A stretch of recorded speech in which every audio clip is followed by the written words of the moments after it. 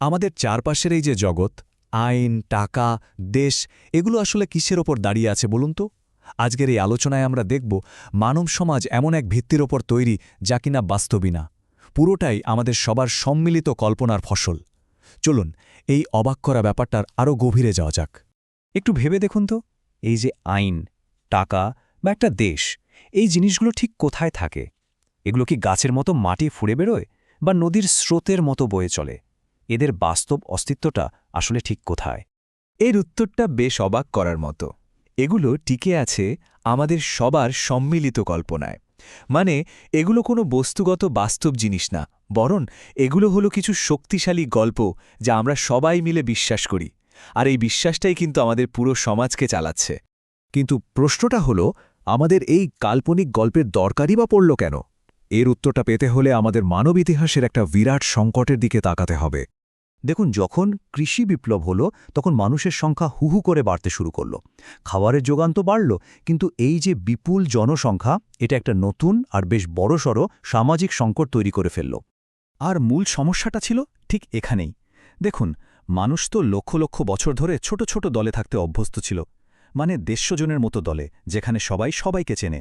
তাহলে প্রশ্ন হল, লক্ষ লক্ষ অচেনা মানুষ কিভাবে শহর বা সাম্রাজ্যের মতো বিশাল ব্যবস্থায় একসাথে মিলেমিশে কাজ করবে? আমাদের শরীর বা মস্তিষ্ক, মানে আমাদের জৈবিক বিবর্তন তো এর জন্য মোটেই প্রস্তুত ছিল না।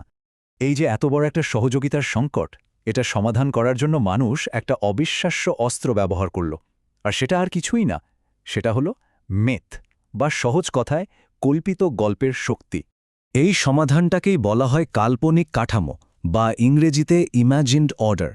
মানে এটা হলো কিছু সম্মিলিত বিশ্বাস আর গল্পের একটা সেট, যা লক্ষ লক্ষ অচেনা মানুষকে একসাথে কাজ করতে সাহায্য করে।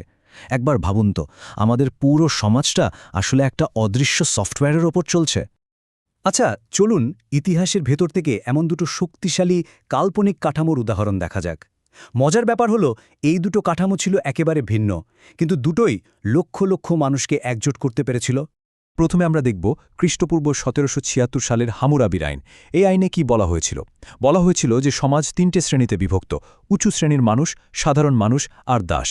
আর এই যে বিভেদ, এটাকে দেবতাদের দেওয়া এক চিরন্তন সত্য বলে প্রতিষ্ঠা করা হয়েছিল। মানে এটাই নাকি নিয়ম।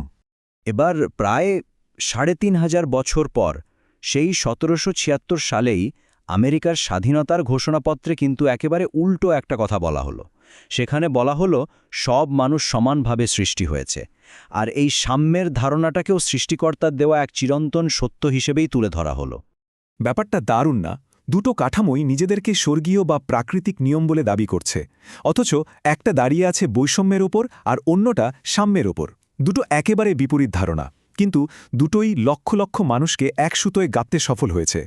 তো আসল কথা হলো, এই দুটো শক্তিশালী সিস্টেম, যারা নিজেদেরকে চিরন্তন সত্য বলে দাবি করে, সেগুলো আসলে মানুষেরই কল্পনা। প্রকৃতিতে এমন কোনো নিয়ম লেখা নেই যে কিছু মানুষ উঁচু আর কিছু নিচু হবে, বা সবাই সমান হবে। এগুলো আমাদেরই বানানো গল্প। কিন্তু এখানেই আসল প্রশ্নটা আসে, এই কল্পনাগুলো যদি সত্যি না হয়, তাহলে এগুলো কিভাবে আমাদের জগৎকে এত গভীরভাবে নিয়ন্ত্রণ করে? কিভাবে এই গল্পগুলো আমাদের জন্য বাস্তবতার মতো হয়ে ওঠে? দেখুন, যদি আমরা জীববিজ্ঞানের চোখে দেখি, তাহলে সবাই সমানভাবে সৃষ্টি এই কথাটার কোনো ভিত্তিই নেই। জীববিজ্ঞান তো বলে মানুষের সৃষ্টি হয়নি, বরং বিবর্তন হয়েছে। আর বিবর্তনের মূল কথাই তো হলো বৈচিত্র্য, মানে ভিন্নতা, সমতা নয়। এমনকি এই যে অধিকার, এই ধারণাটাও কিন্তু কোনো জৈবিক বাস্তবতা না, এটা মানুষের তৈরি একটা কনসেপ্ট। এখানেই আমাদের বানানো গল্প আর কঠিন জৈবিক বাস্তবতার মধ্যেকার তফাৎটা একদম স্পষ্ট হয়ে যায়। তাহলে সেই আগের প্রশ্নটাই আবার ঘুরে ফিরে আসে, এই ধারণাগুলো যদি জৈবিকভাবে সত্যি না হয়, তাহলে এগুলো আমাদের এই চেনা পৃথিবীকে গড়ে তুলছে কিভাবে? এর পেছনে মূলত ৩টে কারণ আছে। প্রথমত, এই কল্পনাগুলো আমাদের চারপাশের বাস্তব জগতে মিশে যায়, যেমন ধরুন আমাদের বাড়ির ডিজাইন বা সরকারি বিল্ডিংয়ের আর্কিটেকচার। দ্বিতীয়ত, এগুলো আমাদের গভীরতম ইচ্ছাগুলোকে পর্যন্ত নিয়ন্ত্রণ করে, যেমন ধরুন ছুটি কাটাতে বিদেশে যাওয়ার ইচ্ছা, বা কোনো একটা ব্র্যান্ডের জিনিসের প্রতি আমাদের টান। আর সবশেষে, এরা এক বিশেষ ধরনের বাস্তবতা হিসেবে টিকে থাকে, যেটাকে বলে আন্তর্ব্যক্তিক বাস্তবতা, বা ইন্টারসাবজেক্টিভ রিয়ালিটি। এই ইন্টারসাবজেক্টিভ বা আন্তর্ব্যক্তিক বাস্তবতাটা কি?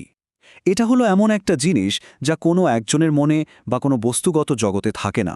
বরং বহু মানুষের সম্মিলিত বিশ্বাস আর যোগাযোগের মধ্যে টিকে থাকে।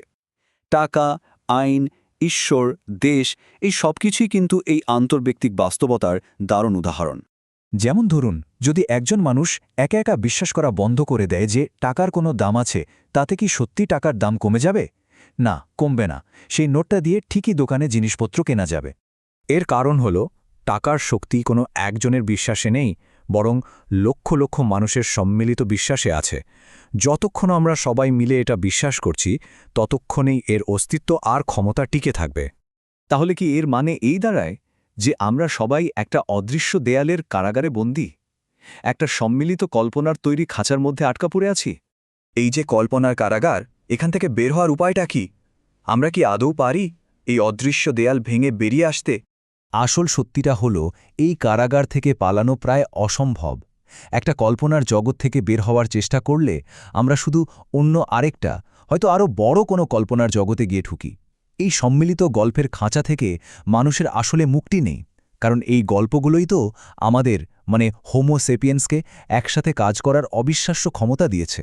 তাই আসল প্রশ্নটা হয়তো পালানো নিয়ে নয়, আসল প্রশ্নটা হলো আমরা এরপর কোন গল্পটা বিশ্বাস করতে চলেছি।